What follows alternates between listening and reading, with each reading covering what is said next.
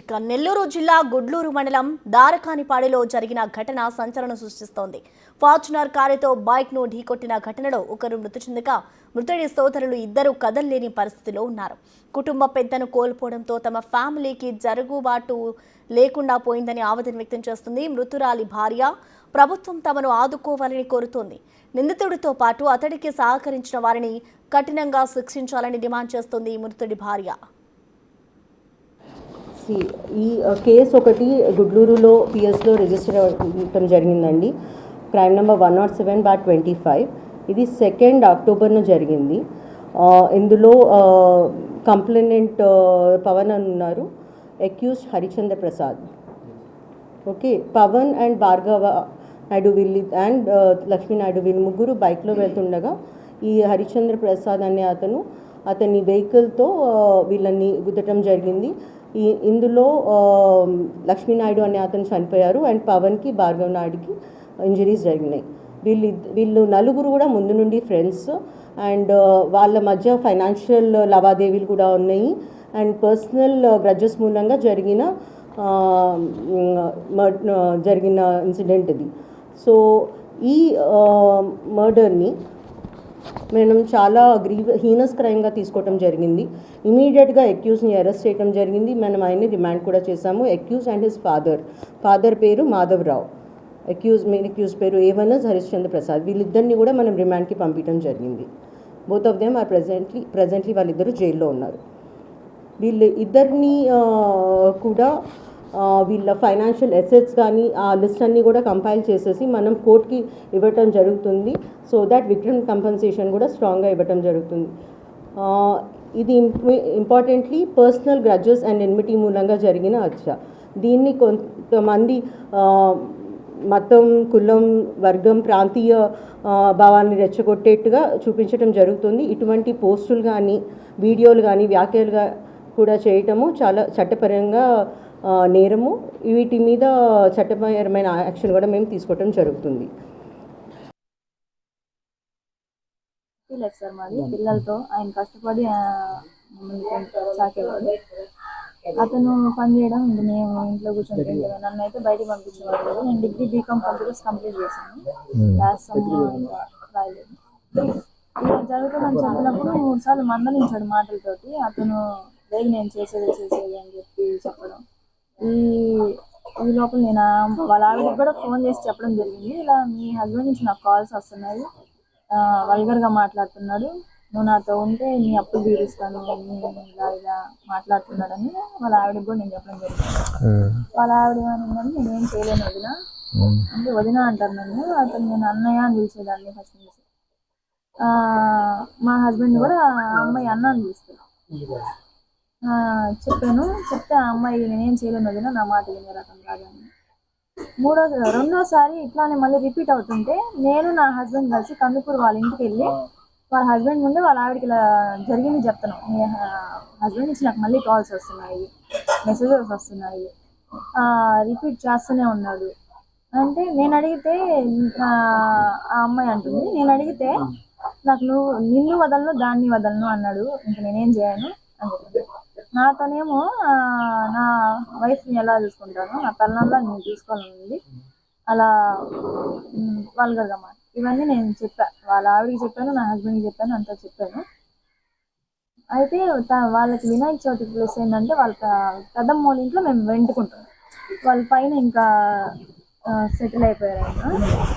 వాళ్ళ ఫ్రెండ్స్ అని అతను పైకి డ్రింక్ చేయడము, పైన వాళ్ళకి గంజాయి అలవాటు కూడా ఉందని అతనే నాతో ఒకరోజు నా హస్బెండ్ ఊరికి మాటికి నా వైఫ్ జోలికి రావద్దని బెదిరిస్తున్నాడని చెప్తున్నాడని, నీ మొగుడిని కానీ నిన్ను కానీ నేను గంజాయి కొట్టానంటే సంపన్న. ఈ ఘటనపై కంప్లీట్ డీటెయిల్స్ అందించేందుకు మా ఎగ్జిక్యూటివ్ ఎడిటర్ అశోక్ మనకి లైవ్లో అందుబాటులో ఉన్నారు. అశోక్, మనం చూస్తున్నాం ఏదైతే మొన్న నెల్లూరులో ఒక కార్ యాక్సిడెంట్ ఘటన జరిగిందో ఆ ఘటన అంతా కూడా నెల్లూరు వ్యాప్తంగా కలకలం రేపింది. ఇప్పుడు తన భార్య కూడా స్పందిస్తూ ఉన్నారు. ఇంట్లో పెద్ద దిక్కును కోల్పోయాము, మాకు ప్రభుత్వమే ఆదుకోవాలి అంటూ కూడా ఆమె చెప్తూ ఉంది. సో ఓవరాల్గా అసలు ఈ ఘటనకు సంబంధించి ఏం జరిగింది, అసలు పూర్తి అప్డేట్స్ ఏంటి అశోక్? ఇక్కడ మనం చెప్పాల్సింది ఏంటంటే కారు యాక్సిడెంట్ కాదు, అది హత్య. కారుతో ఒక వ్యక్తిని అత్యంత పాశవికంగా దారుణంగా తొక్కి చంపిన హత్య ఘటన ఇది, నాట్ యాక్సిడెంట్ కాదు. యాక్సిడెంట్ కింద చిత్రీకరించే ప్రయత్నం చేసి నిందితుడు తప్పించుకునే ప్రయత్నం చేశాడు అనేది పోలీసులు కూడా కొద్దిసేపటి క్రితం చెప్పారు. ఎస్పీ గారు క్లియర్గా దాని గురించి చెప్తూ ఉన్నారు.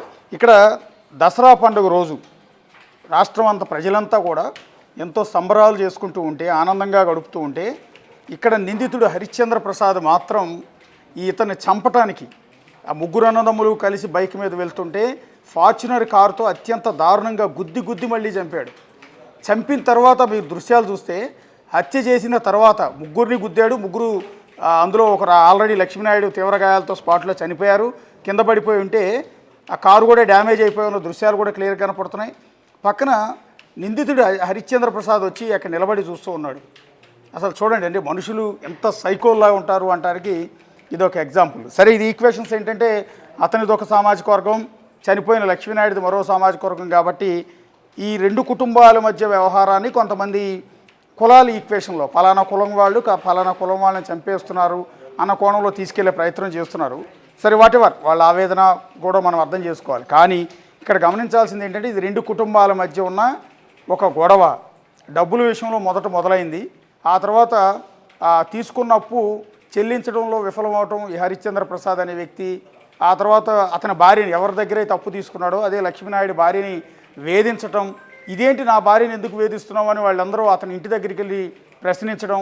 అలా నన్ను వచ్చి ప్రశ్నిస్తారా అంటూ ఆగ్రహంతో ఈ లక్ష్మీనాయుడిని కారుతో గుద్ది చంపటం, ఇది ఘటన. అయితే దసరా పండుగ రోజు జరిగిన ఘటన ఇంతవరకు వెలుగులోకి రాల. 2-3 రోజుల నుంచి కొన్ని కుల సంఘాల నేతలు లక్ష్మీనాయుడికి అండగా నిలిచే క్రమంలో వాళ్ళ ఇంటి దగ్గరికి వెళ్ళి మాట్లాడించి ఇష్యూని సోషల్ మీడియాలో తీసుకొచ్చే వరకు ఈ వ్యవహారం బయటికి రాల. ఎందుకు దీన్ని ఎవరు తొక్కేశారు, ఎందుకు బయటికి రాని కూడా ఒక పట్టపగలు పండగ రోజు జరిగిన ఒక దారుణమైన ఘటన. ఆల్రెడీ ఒక ప్రాణం పోయింది, ఇంకో ఇద్దరు చావు బతుకుల హాస్పిటల్లో కాళ్ళు చేతులు విరిగిపోయి ఉన్నారు. ఇంతటి దారుణమైన ఘటన జరిగితే బయటికి ఎందుకు రాలేదు అనేది ఇప్పుడు ఆశ్చర్యకరమైన విషయం.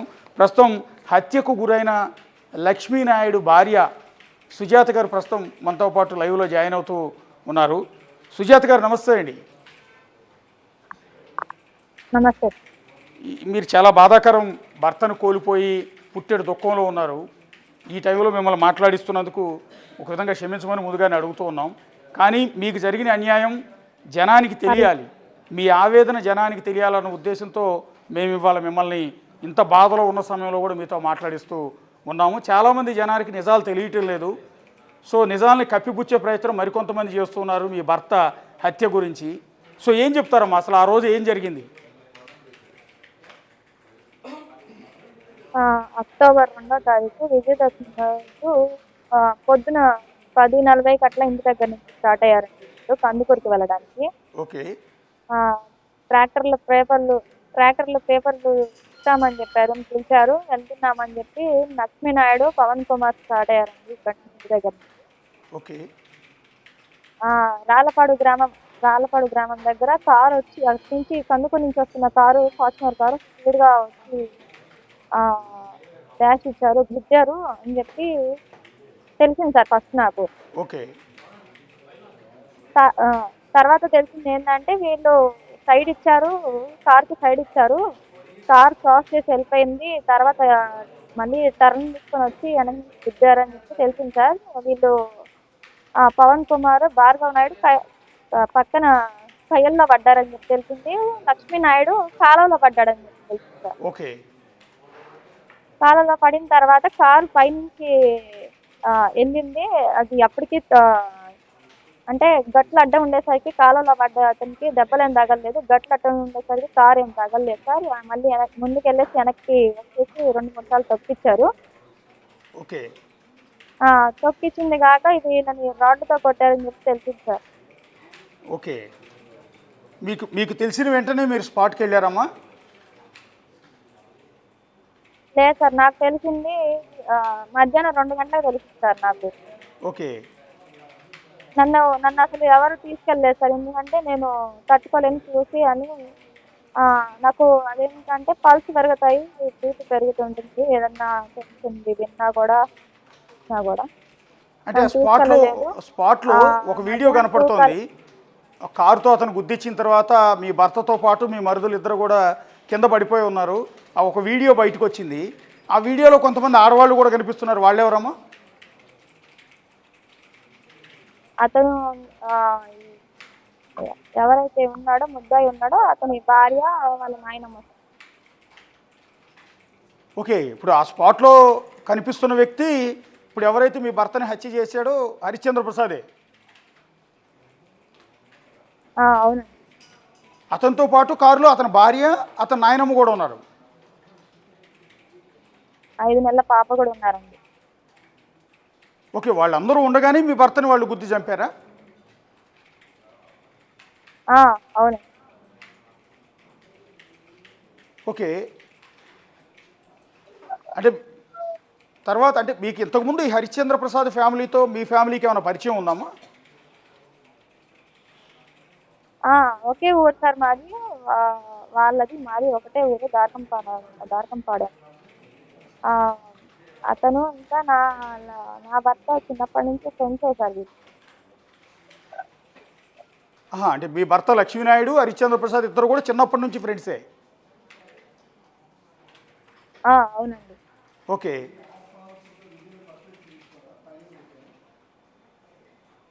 కానీ ఎందుకమ్మా ఇట్లా అంటే మీన్ ఇద్దరు ప్రాణ స్నేహితులు అని చెప్తున్నారు, చిన్నప్పటి నుంచి స్నేహితులు అంటున్నారు, ఒకే ఊరు, 2 కుటుంబాలు ఒకరికొకరు తెలిసిన వాళ్ళే, కానీ ఎందుకు మీ భర్తని ఇంత దారుణంగా అతను కారుతో గుద్ది మరీ చంపాల్సిన పరిస్థితి వచ్చింది?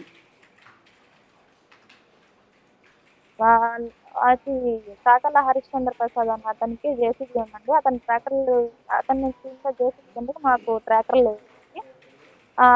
నా భర్తది మధ్యది. ఓకే, అక్కడ వాళ్ళకి ఏదో కొంచెం ఆర్థికంగా ఏదో కలహం అయిందని తెలిసింది. దాని తర్వాత వాళ్ళు ఒకరినొకరిని పెద్దగా కలిసేవాళ్ళు కాదు, కలిసినా కూడా పెద్దగా మాట్లాడుకునే వాళ్ళు కాదు. ఓకే, ఈ వినాయక చవితి సందర్భంలో ఈ బొమ్మ పెట్టుకున్నప్పుడు కొంచెం చందాలని అనేది అంతా ఆ భర్త చూసుకున్నారు. ఓకే, అది కొంతమందికి నచ్చలేదండి. అంటే వీడికి ఇచ్చేంత ఉందా అనేలాగా చూశారు. ఓకే, అక్కడ అక్కడ వినాయక చవితి అయిపోయిన తర్వాత దగ్గర నుంచి అతన్ని ఎలా ఫేస్ చేయాలో, అతన్ని మాట్లాడడం చేసరికి ఎలా ఫేస్ చేయాలో అని తెలియదు. ఇంకా నన్ను టార్గెట్గా చేస్తున్నారు. నాకు ఫోన్స్ వచ్చాయండి. ఫోన్స్ వస్తే ఇలా వాడు నా దగ్గర గురించి మాట్లాడుతున్నాడు, నాకు ఎదురు తీసేంత వాడా అది అని ఫస్ట్ స్టార్టింగ్లో మాట్లాడారు. తర్వాత బిహేవ్ చేశారండి ఇలా వాట్సాప్ మెసేజెస్ కానీ కాల్స్ కానీ. ఓకే, అలా ఏంటంటే బెదిరించేవాడు, ఏదైనా చేస్తాను మీ ప్రజలు ఎంతమంది అనేలాగా మాట్లాడారు. ఓకే, నన్ను ఎవరేం చేయలేరు అనేలాగా మాట్లాడారు. అంటే మిమ్మల్ని ఏదో అది హరిశ్చంద్ర నేను ప్రసాద్ చెప్పాను. మిమ్మల్ని హరిశ్చంద్ర ప్రసాద్ వేధింపులకు గురి చేశారు. ఆ విషయాన్ని మీరు మీ భర్తకి మరుదులకి చెప్పారు. తర్వాత వీళ్ళెళ్ళి అతని ఇంటికి వెళ్ళి గొడవ పడ్డారు, అంటే నా భార్యను ఎందుకు వేధిస్తున్నావు అని. అందువల్లే అతను వచ్చి కోపంతో హత్య చేశాడు అని నిన్నటి వరకు ఉన్న సమాచారం నిజమేనమ్మా? వీళ్ళు దాడులకు అయితే వెళ్ళలేదు సార్, మాట్లాడడానికి అని చెప్పి పిలిచారు. ఓకే,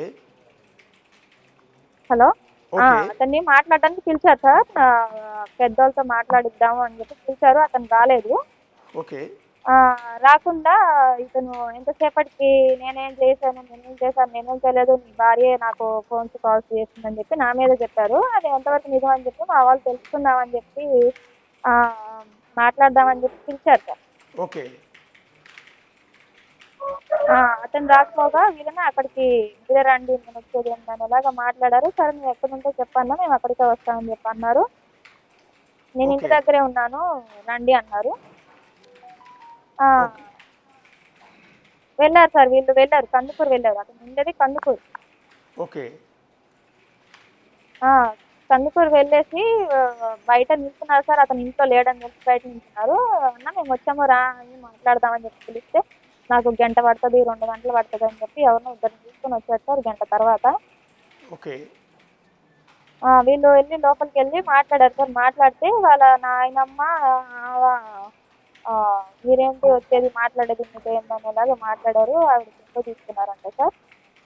మా వాళ్ళు ఇది మేము మాట్లాడడానికి వస్తే అంటే వీళ్ళు వరుసల వాయిలు పెట్టుకునే పిలుచుకునే వాళ్ళు, నాయనమ్మ అనేది, అమ్మమ్మ అనేది, బాబాయ్ అనేది అలానే పిలుచుకునే వాళ్ళు. ఓకే. ఆ, నువ్వు నువ్వు కరెక్ట్ కాదు నాయనమ్మ అని చెప్పి ఆయన చెయ్యి ఇట్లా పక్కకు నెట్టారండి. ఓకే. వాళ్ళు ఫస్ట్ ఆడవాళ్ళు నా హస్బెండ్ మీదకి వచ్చేసారు, మొత్తం గీకేశారు. ఓకే. వీళ్ళు ఇంకా వాళ్ళ తమ్ముళ్ళు పవన్ కుమార్, భార్గవ్, నరసింహ వీళ్ళు ఇది కరెక్ట్ కాదని అయితే అమ్మాయికి చెప్పారు, ఇది కరెక్ట్ కాదక్క, నీలాంటి ఆడపిల్ల కూడా ఓకే. నువ్వు చెప్పుకోవాలి అది అంటే అమ్మాయి సైలెంట్గా ఉండిందంట సార్. మా వాళ్ళు ఇంకా వాళ్ళ ఆడవాళ్ళు వచ్చి రక్కేస్తున్నసరికి మా వాళ్ళు దెబ్బలు కొట్టారు సార్. ఫస్ట్ వాళ్ళే ఇద్దరిని పిలుచుకున్నారు, వాళ్ళని ఇద్దరిని పెట్టి కొట్టిద్దామని ప్లాన్లో పిలుచుకున్నారు ఇక్కడి నుంచి అతన్ని. ఓకే. మా వాళ్ళు చెప్పారు, నచ్చ చెప్పడానికి చూసారు, వాళ్ళు వినలేదు, వాళ్ళే రేజ్ అయ్యారు సార్. వాళ్ళ ఆడవాళ్ళు వచ్చేసరికి అది గీకేసరికి వీళ్ళు దెబ్బలు కొట్టారు. కొట్టేసి అతనికి చెప్పేసి వచ్చేసారు సార్ వీళ్ళు. ఓకే. మరుసటి రోజు కాకుండా తర్వాత రోజు గుంటూరు స్టేషన్లో అతను మా ట్రక్ మీద కేసు పెట్టారు సార్. ట్రక్ నాది, అందుకే వచ్చి మా మీద దాడి చేశారన్నారు, కేసు పెట్టారు.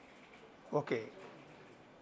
మాకు ఫోన్ వచ్చింది, కానిస్టేబుల్ సార్ ఫోన్ చేసి ఒకసారి స్టేషన్కి రండి, మీ మీద కేసు వచ్చినప్పుడు నేను మాట్లాడాను సార్, నాకు ఇట్లా హరాస్మెంట్ అవుతుంటే మా వాళ్ళు వెళ్ళారు సార్, ఇది ట్రక్ గురించి కాదు కేసు అని చెప్పాను సార్.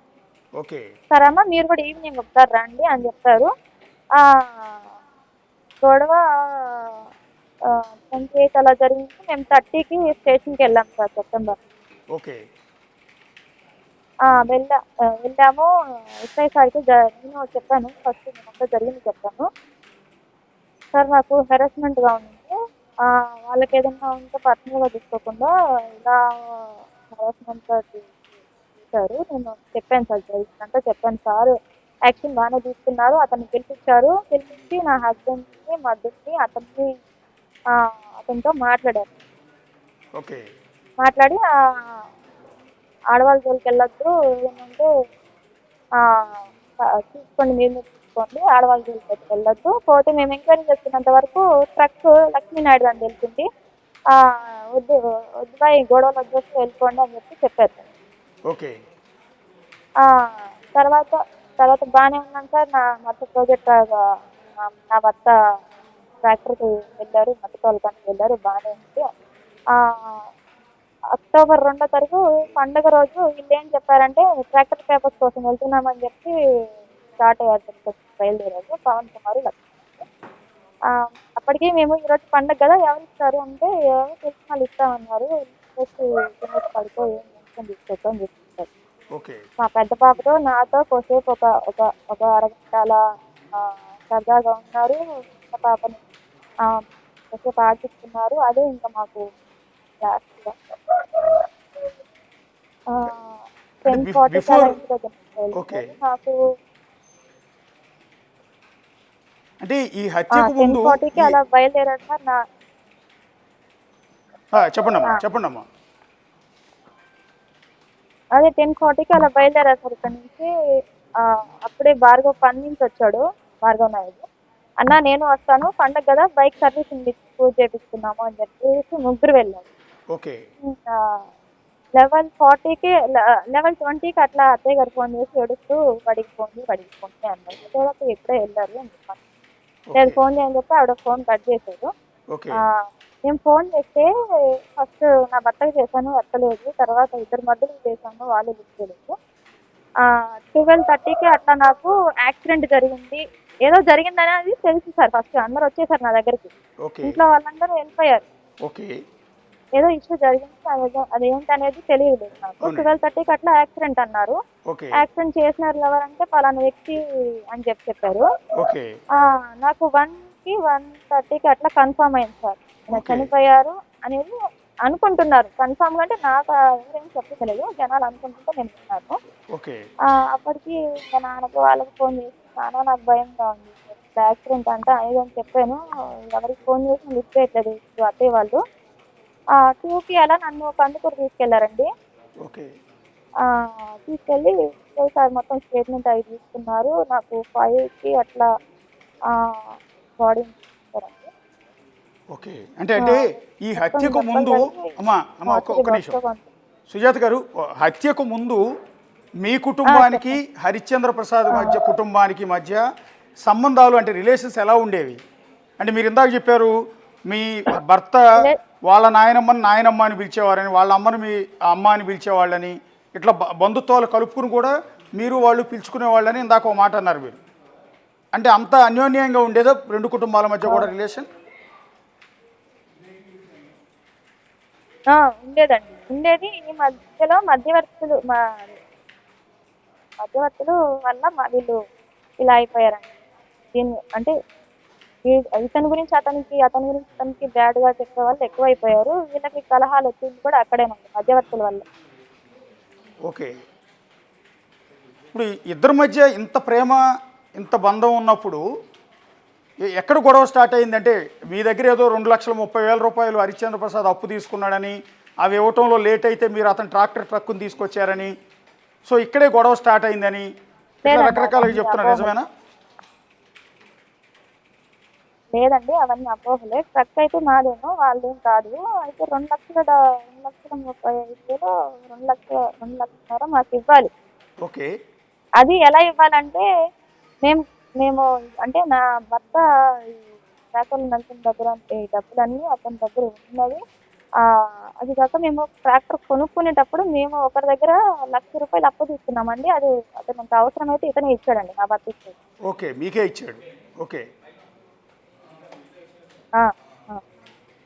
అలా మాకు 2,50,000 ఇవ్వాల్సి ఉంది. ట్రక్ అయితే మాదేనండి. 2,35,000 ట్రక్ మేము కొనుక్కున్నాం. అతని దగ్గర నుంచి డబ్బులు తీసుకొని కదండి, అతను ప్రామిసరీ నోటు రాసి వేరే వాళ్ళకి డబ్బులు అంటే మా డబ్బులు మాకు ఇప్పించాడు, అతను అప్పు చేసి. ఓకే. మా ట్రక్ మేము కొత్త ట్రక్ కొనుక్కున్నాం. అది వినాయకుడి బొమ్మ కింద ట్రక్ పెడతారు. ఆ ట్రక్ మేము కొనుక్కున్నాం. ఓకే. అంటే మిమ్మల్ని వేధించడం ఎప్పటి నుంచి జరిగిందమ్మా? అంటే ఏ రకంగా మిమ్మల్ని హరిశ్చంద్ర ప్రసాద్ మిమ్మల్ని ఏ రకంగా వేధించేవాడు? అదేనండి, ఇతను జేసీ దగ్గర ఈ ట్రాక్టర్ల దగ్గర ఎదురు తిరిగి మాట్లాడారు. ఓకే. లక్ష్మీనాయుడు. ఓకే. అది నాకెదురు తిరిగి మాట్లాడేందుకు ప్రతి వాళ్ళ 4 ఇల్లులు అనేలాగా వాళ్ళు బేసిక్ ఏంటంటే అతని క్రిమినల్ మైండ్ అండి. మనం ఒకటి ఆలోచిస్తే అతను ఒకేసారి 4-5 ఆలోచనలు వస్తాయి అనేది నా ఒపీనియన్. ఓకే. అది నన్ను అనేలాగా తీసుకొని వినాయకుడి బొమ్మ దగ్గర కూడా ఈయన కొంచెం ఎదురు తిరిగి మాట్లాడినట్టుగా లెక్కల దగ్గర అలా ఉండిందంట. ఓకే. అలా ఇంకా నాకు కాల్స్ వచ్చి రావడం జరిగిందండి. ఎలా అంటే వీడు నాకెదురు తిరిగి మాట్లాడుతున్నాడు, మీరెంత అనేలాగా మాట్లాడాడు. నాకెదురు తిరిగిన వాళ్ళు ఇప్పటిదాకా ఊర్లో లేదు, ఇప్పుడు వీడే ఫస్ట్ అని అన్నారు. ఓకే. అంటే ఇప్పుడు మీరు వాళ్ళ ఇంటికి రెగ్యులర్గా, అంటే ఈ గొడవ లేకముందు మీ కుటుంబం వాళ్ళ ఇంటికి వెళ్ళటం, వాళ్ళు మీ ఇంటికి రావటం, మీ పిల్లలు వాళ్ళ ఇంటికి వెళ్ళటం, వాళ్ళ పిల్లలు మీ దగ్గరికి రావటం, ఇట్లా పండుగ సమయాల్లో కలవటం ఇలాంటిది ఉండేదండి? లేదండి, వాళ్ళ ఇంటికి మేము వెళ్ళేది లేదు, వాళ్ళు మా ఇంటికి వచ్చేది లేదు. వాళ్ళు ఎక్కడో కనుక్కుంటూ ఉండేవాళ్ళం, మేము ఎక్కడో మొన్నటి దాకా పొనుగొండ గ్రామంలో ఉండేవాళ్ళం. ఇప్పుడు 2-3 నెలలు అవుతుందండి మేము దారకంపాడు పెట్టి. వాళ్ళ ఇంటికి మేము వెళ్ళేది, వాళ్ళు మాకు వచ్చేది లేదు. కాకపోతే ఏదైనా మా పూజలున్నా, ఏదైనా ఫంక్షన్స్ ఉన్నా అటెండ్ అయ్యేవాళ్ళం. అంటే నేను కూడా వెళ్ళేదాన్ని కాదు, నా హస్బెండ్ వెళ్ళేవాళ్ళు. అట్నుంచి వాళ్ళు మా ఇంట్లో ఏదైనా పూజలు ఉంటే, ఏదైనా ఫంక్షన్స్ ఉంటే అతను కూడా. ఓకే.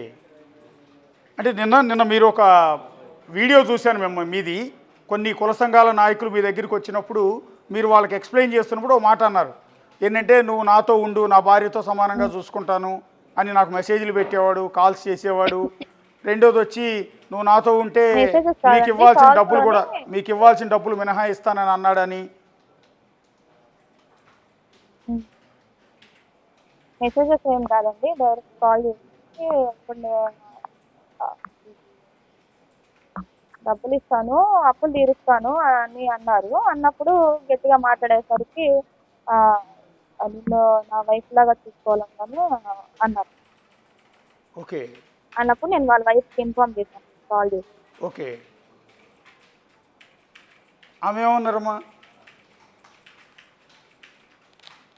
అంటే నేను ఫస్ట్ నేనేం చేయలేను అన్నది అయింది, తర్వాత నేను మాట్లాడతాను అనింది. ఓకే.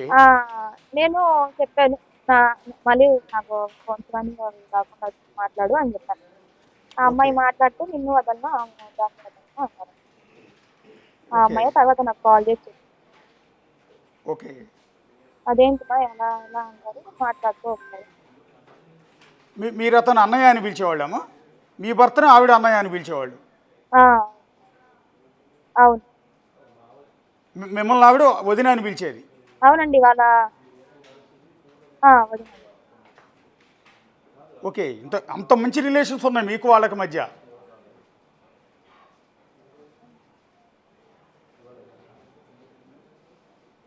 హలో. ఉన్నాయండి రిలేషన్స్ అయితే ఫస్ట్లో బాగానే ఉంది. ఓకే. హలో. అంటే మీరు ఎప్పుడన్నా అతను అనుకున్నారా గట్టిగా మాట్లాడడం స్టార్ట్ చేశారు? ఇంత అన్నదమ్ముల్లాగా ఉండి ఇంత కుటుంబాల మధ్య ఇంత బంధుత్వం ఉన్న ఈ నేపథ్యంలో మీ భర్తను ఇంత దారుణంగా అతను హత్య చేస్తాడని మీరు కల్లో కూడా ఊహించి ఉండరు కదా? లేదండి, అసలు ఊహకు కూడా నేనైతే అసలు అనుకోలేదు, అసలు ఇంత దారుణం చేస్తారని నేను అనుకోలేదు. అంటే ఒకటమ్మా, ఇక్కడ ఈ సందర్భంలో అడగకూడదు కానీ మీ భర్త అతను ఇద్దరు చిన్నప్పటి నుంచి ఒకే ఊళ్ళో పెరిగారు, కలిసి కూడా చదువుకుని ఉంటారు, బహుశా చిన్ననాటి స్నేహితులు అని చెప్తున్నారు. అప్పుడు ఎప్పుడైనా వీళ్ళిద్దరి మధ్య కుల విభేదాలు వచ్చాయా? అతను వేరే కులం, మీరు వేరే కులం కదా, అలాంటి కుల విభేదాలు ఎప్పుడు వచ్చాయని ఎప్పుడన్నా చెప్పాడా మీ భర్త? నాకు అసలు మామూలుగానే ఏది బయట విషయాలు చెప్పడు నా భర్త. నాకు అది వర్క్దైనా కానీ బయట విషయాలు ఏదైనా సరే నాకు చెప్పడు. ఓకే. ఇలాంటిది కూడా నేను ఎప్పుడు వినలేదండి. ఓకే. అంటే ఇప్పుడు ఈ హత్యని ఇది రెండు కుటుంబాల మధ్య జరిగిన గొడవ కిందే చూడాలా, కులాల మధ్య జరిగిన గొడవ కింద చూడాలా? రెండు కుటుంబాల మధ్య జరిగాయి, అదైతే వాస్తవమే. కాకపోతే ఒకసారి అతను ఏమన్నాడంటే మీ బజార్లు ఎంత, మీరు ఏం చేయలేరు నన్ను అన్నాడు.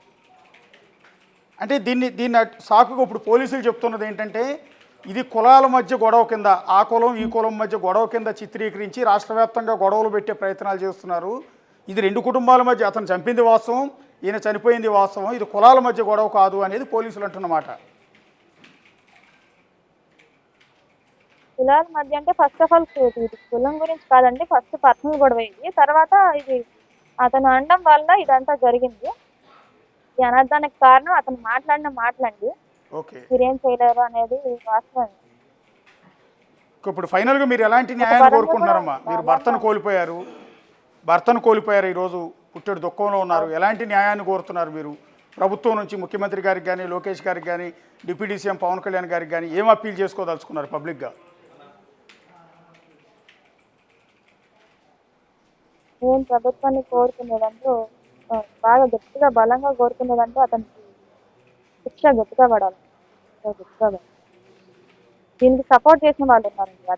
అతను ఇది ఒక్కటి చేసింది కాదు, ఫ్యామిలీ మెంబర్స్ అవ్వచ్చు, ఫ్రెండ్స్ అవ్వచ్చు, ఎవరైనా సరే అతనికి సపోర్ట్ చేసి ఇదంతా చేపించారండి. వాళ్ళకి బాగా గట్టిగా శిక్ష పడాలి.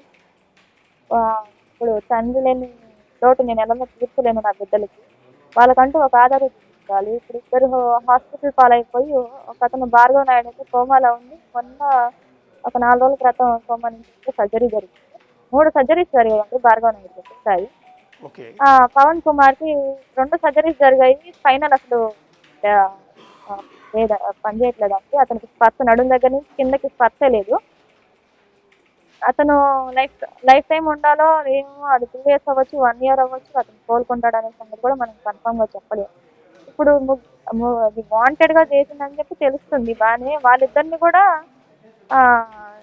చంపేసేవాడే, కాకపోతే అక్కడ పొలం పనులు వాళ్ళు చూసి వెంబడే రావడంతో వాళ్ళు సైడ్ అయిపోయారు. కాబట్టి నేను కోరుకునేది ఏంటంటే వాళ్ళకి, ఇప్పుడు మేము ఆర్థికంగా చాలా ఇబ్బందుల్లో ఉన్నాము, అలాంటిది ఈ సిచ్యువేషన్లో ఇది జరగడం మాకు చాలా అంటే చాలా దిగుమింగుకొని ఉంటున్నామండి. ఏదో అంటే మీకేదో ఉద్యోగం ఇస్తామని నిన్న హామీ ఇచ్చినట్టున్నారు కదా, ఎమ్మెల్యే కూడా చాలా వచ్చి, ఇబ్బందుల్లో ఉన్నాం. అంటే ప్రభుత్వం నుంచి ఎమ్మెల్యే వచ్చి మీకేదో ఉద్యోగం ఇస్తామంటున్నారు కదా.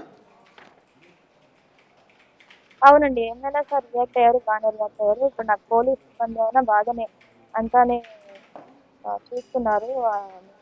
కేసు పెట్టినప్పుడు కానీ, కేసు పెట్టినప్పుడైనా, తర్వాత అయినా, ఈ సంఘటన జరిగిన తర్వాత అయినా నాకు పోలీస్ వాళ్ళు బాగానే స్పందించారు. ఎమ్మెల్యే సార్ కూడా ఇంకా నాకు జాబ్ ఇస్తామన్నారు. ఇంకా పిల్లలు చదువులైనా వాళ్ళు చూసుకుంటానన్నారు.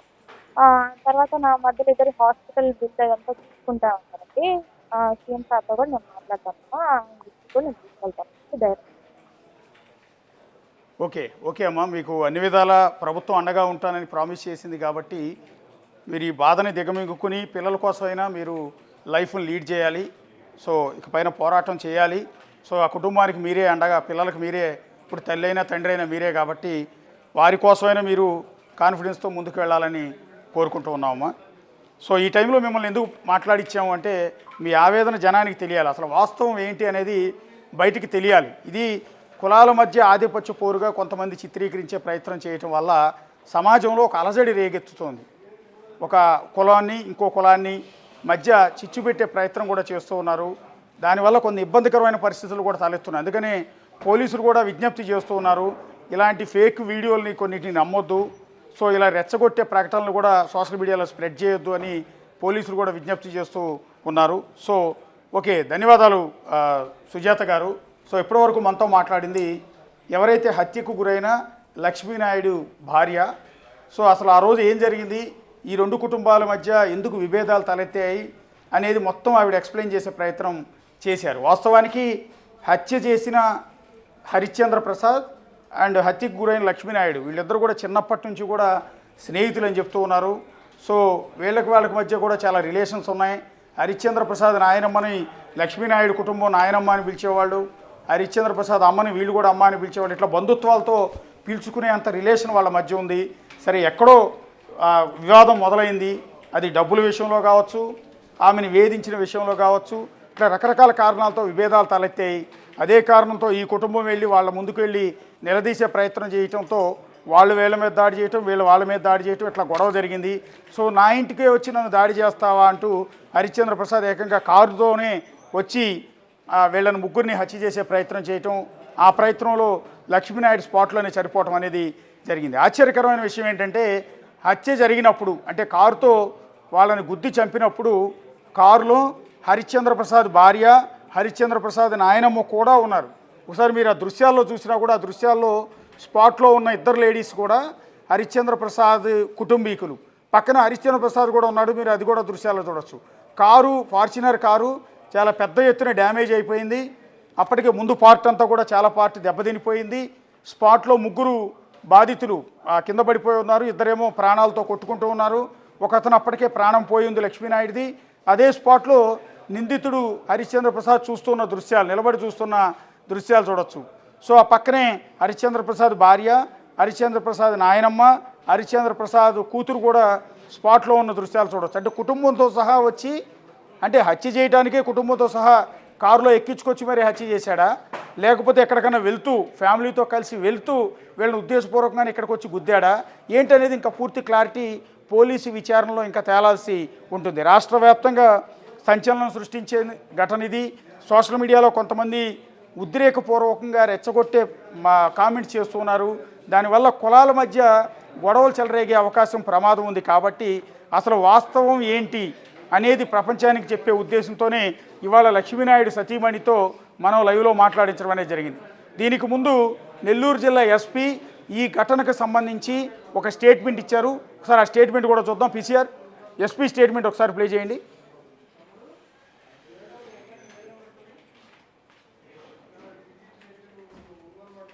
కేసు ఒకటి గుడ్లూరులో పిఎస్లో రిజిస్టర్ అవ్వడం జరిగిందండి. Crime number 107/25. ఇది 2 అక్టోబర్న జరిగింది. ఇందులో కంప్లైనెంట్ పవన్ అని ఉన్నారు, accused Harishchandra Prasad. Okay, Pavan and Bhargava Naidu వీళ్ళు అండ్ లక్ష్మీ నాయుడు వీళ్ళు ముగ్గురు బైక్లో వెళ్తుండగా ఈ హరిశ్చంద్ర ప్రసాద్ అనే అతని వెహికల్తో వీళ్ళని గుద్దటం జరిగింది. ఇందులో లక్ష్మీనాయుడు అనే అతను చనిపోయారు అండ్ పవన్కి భార్గవ్ నాయుడుకి ఇంజరీస్ జరిగినాయి.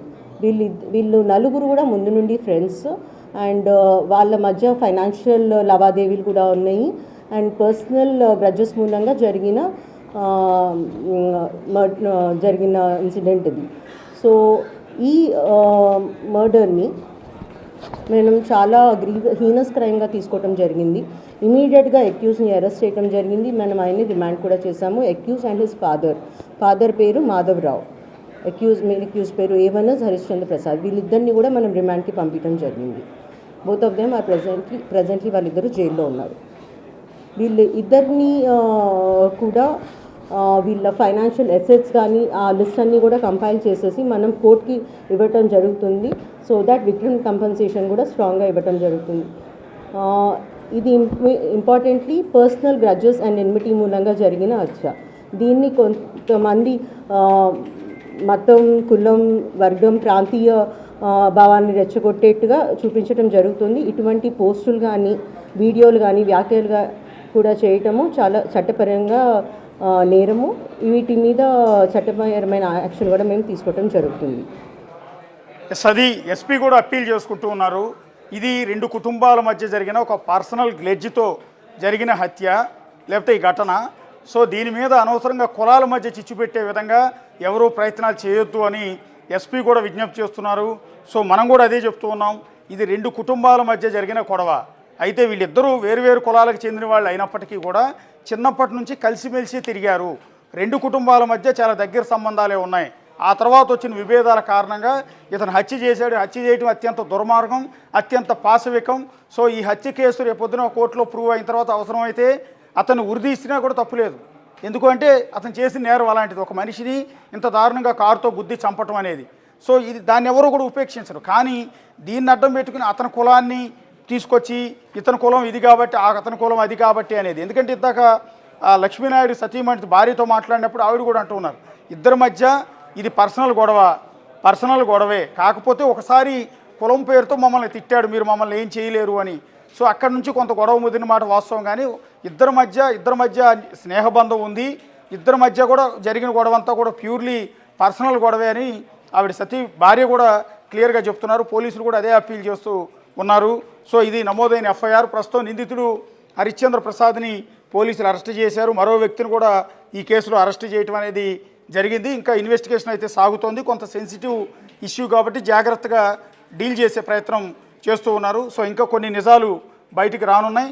ప్రస్తుతం ఇదే ఘటనలో గాయాల పాలైన భార్గవ్ అండ్ పవన్ వీళ్ళిద్దరు కూడా గుంటూరు హాస్పిటల్లో ట్రీట్మెంట్ తీసుకుంటూ ఉన్నారు. కొంతమందికి వాళ్ళల్లో ఒకరికి కాళ్ళు చేతులు కూడా విరిగిన పరిస్థితి ఉంది. ఒక అతను కోమాలో ఉండి మొన్ననే బయటకు వచ్చిన పరిస్థితి కూడా ఉంది. సో హృదయ విదారకమైన ఘటన, దారుణమైన ఘటన. నిందితుడి కఠినంగా శిక్ష పడాలి. ఆ కుటుంబానికి ప్రభుత్వం ఆర్థికంగా అన్ని విధాల సాయం చేయాలని మనం విజ్ఞప్తి చేస్తున్నాం. ఇప్పటికే ఆవిడికి ఉద్యోగం ఇస్తామని కూడా ప్రభుత్వం నుంచి ఒక హామీ వచ్చినట్టుగా తెలుస్తోంది. కానీ ఈ సందర్భంలో కులాల మధ్య చిచ్చు పెట్టే విధంగా, కులాల మధ్య గొడవలు పెట్టే విధంగా ప్రయత్నాలు చేయొద్దని విజ్ఞప్తి చేస్తున్నాం. పోలీసులు కూడా అదే విజ్ఞప్తి చేస్తూ ఉన్నారు.